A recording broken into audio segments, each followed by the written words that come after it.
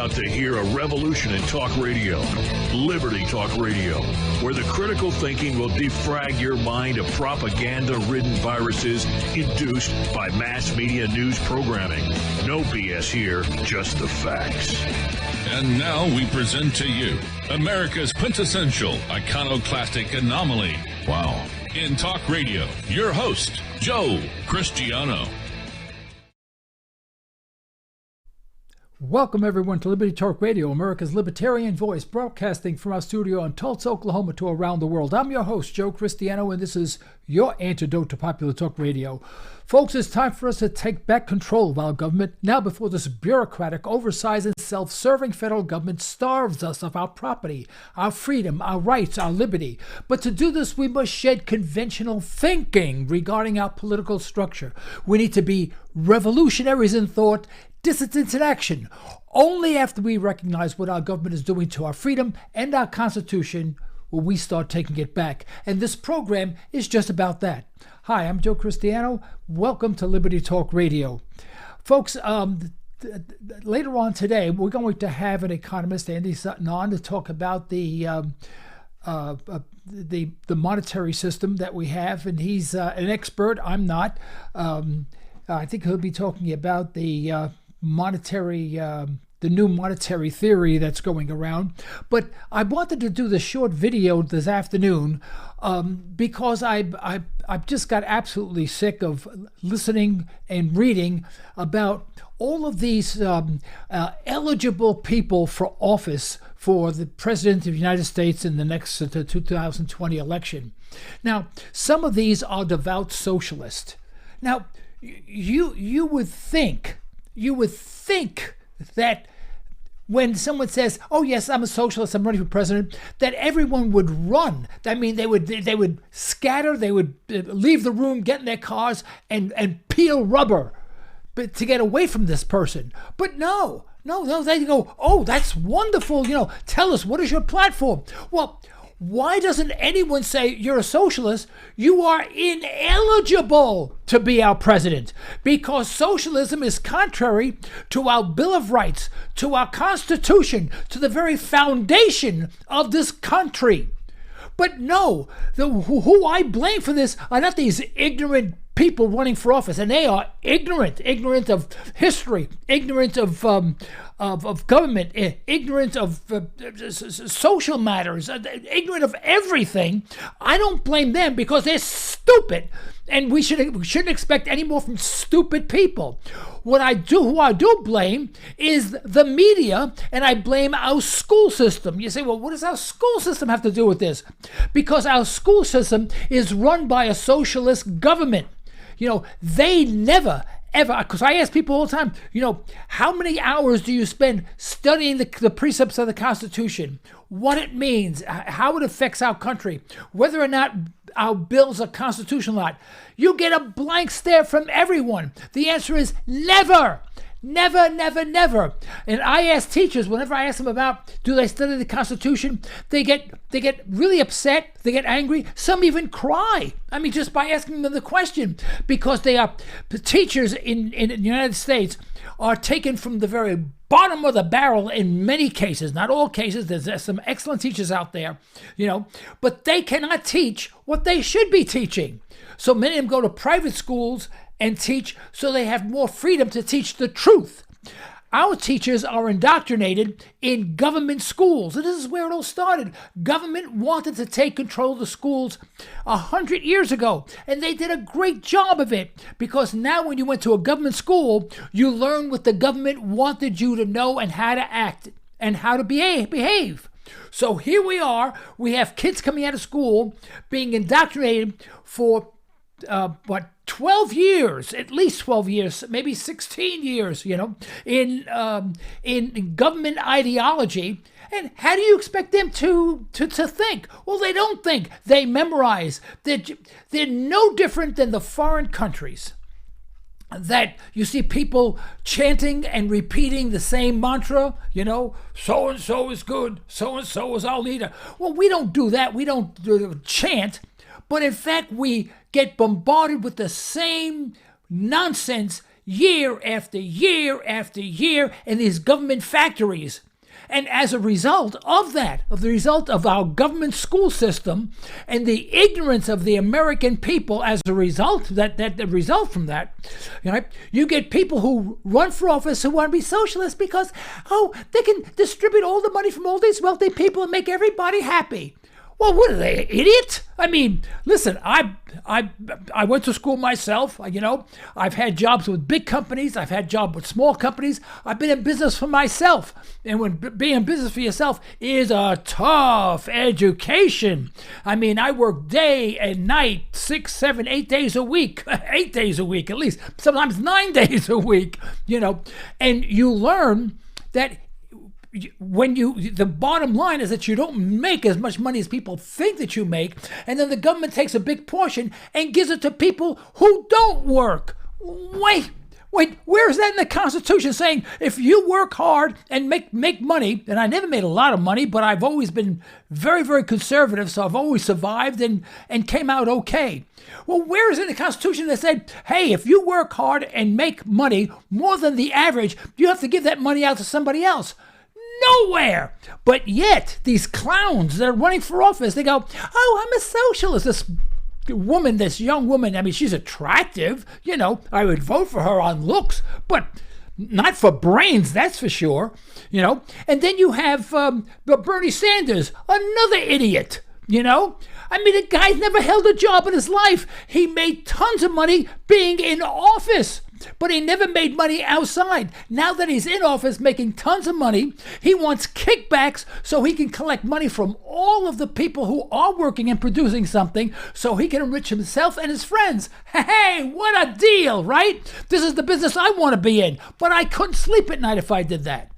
So here we are having socialists running for president, and the mainstream media, these slimy bums, every one of them.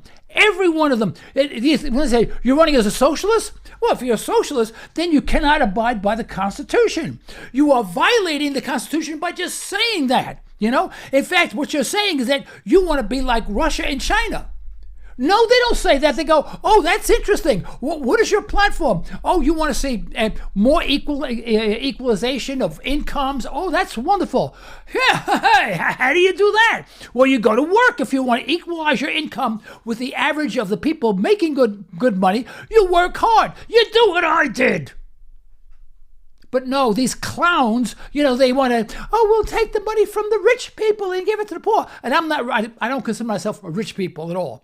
And I shouldn't even be doing this. In fact, next week, I'll be 76 years old. I should be sitting in the sun somewhere in the Bahamas somewhere and not giving a damn. That's what I should be doing, but I can't help it because I can't stand what we're going through now. And people are just not listening. They're not thinking. Thinking, what do I say that for? Because government schools ensure that you never think. You memorize and repeat. Just like you see on these the newsreels of the communist students in classroom saying, repeating the same mantra, so-and-so is good, so-and-so is good. We do the same thing. We don't make it so obvious, but after years, this is the way you start thinking. I know I have family members, wonderful people who are teachers. Do they understand what's truly going on? No, they just follow the rules because they know if they don't follow the rules, they get fired. And the teachers get paid. I know there's going to be a big argument on this one. Teachers get paid pretty well, considering the number of hours that they work and the type of work that they do.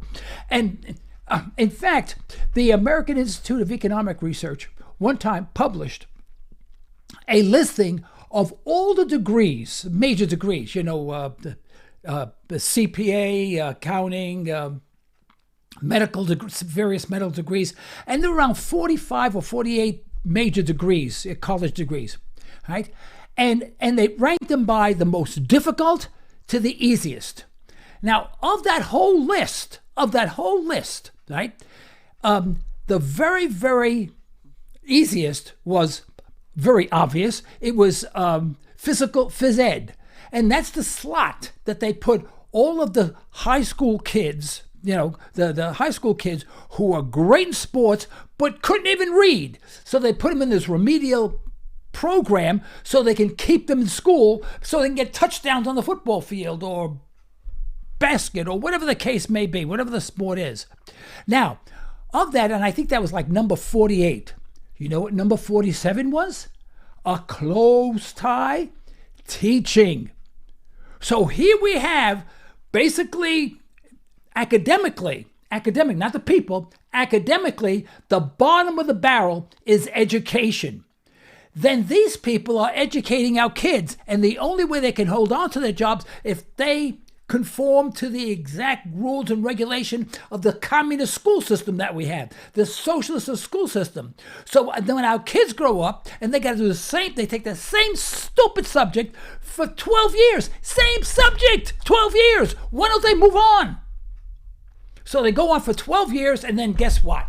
They get out of school and they say, oh, so-and-so, Bernie Sanders is a socialist. He wants everything equal. He wants everyone to be happy. I'm going to vote for him. That's how stupid we've become. Now, folks, when are we going to wake up? We need to get government out of schools altogether. 100% private. You don't want to send your kids to school? Better off. Let the kid read some books at home. Let him read comic books. In fact, not long ago, it wasn't long ago, it was a few years ago, they were interviewing a famous person. I don't remember his name, but he was, he developed comic books. He wrote comics, and he very wealthy, internationally known. I don't know anything about comic books, so I don't remember his name, but he was on I think I was on NPR, in fact, and they were interviewing him, and he said they asked him. They said, "Well, where did you get your education to write and illustrate all these comics that you've written?" He's internationally known, and I'm sorry I don't remember his name. And he said, "Oh no," he said, "I didn't have any education." He said, "Well, what do you mean?" He said, when I became a freshman, I told my father, apparently his mother had passed away, and he says, I didn't want to go to school. I want to stay home and read comic books. And my father said, okay, fine. And that's exactly what he did. And now today, he's a multimillionaire. He's a famous cartoonist. He writes comic books for all the major companies and all that. Never went to school. Went to grammar school, grade school. My point being is that you get out of the 8th grade, you want to be a mechanic, get a job as a mechanic. When I speak to young kids and I get a group, I say, what's the most important thing, to become successful? And I ask them that simple, what is the most important thing? Only one. Most important thing to be successful. When they say, oh, a good education, And I tell them, I said, now here's the secret. You can write this down if you'd like. Just be good at something, really good. If you like cars, be the best fuel injection guy in the world, the best transmission guy in the world, where people around the globe will say, you have a problem with the transmission? Go see this guy. Just be good at something. It doesn't have to be mechanical. You want to become a biologist? Go to the best school you can for biology. Get good grades, do your research, and get into a niche. But be the best that you can be. You hear that saying, be the best that you can be. That's all you have to do. But you can never be the best you can be if we have a socialist government, which is what we have now. We have a socialist government A to Z. How? Every time something comes up, they say, oh, geez, wages aren't high enough. Well, what do you mean wages aren't high enough? Who determines that? Well, the employer and the employee. What does the government have to do with it? Which is a subject for our next podcast. So I just like to shut it off here. Folks, we don't have a free market system. We have a quasi socialist system. It is getting worse. And you'll never see, if you watch television, you'll never get the other side of the story. You'll have to come here or to many other websites, especially those by the Future of Freedom Foundation, Foundation of Education, Reason Foundation, and there's several others. I'm going to leave about 20 of them out if I keep on mentioning them all. These are the people who write white papers on subjects of interest. and things that you should know. And so I read them. You think, I don't know everything. And every time I read these, I get a tremendous amount of information. And it awakens me. But it also angers me. And that's why I have a podcast. Okay, well, I think I'm going to sign off on this program right now. And I'd like to thank you very much for listening in. And here we go.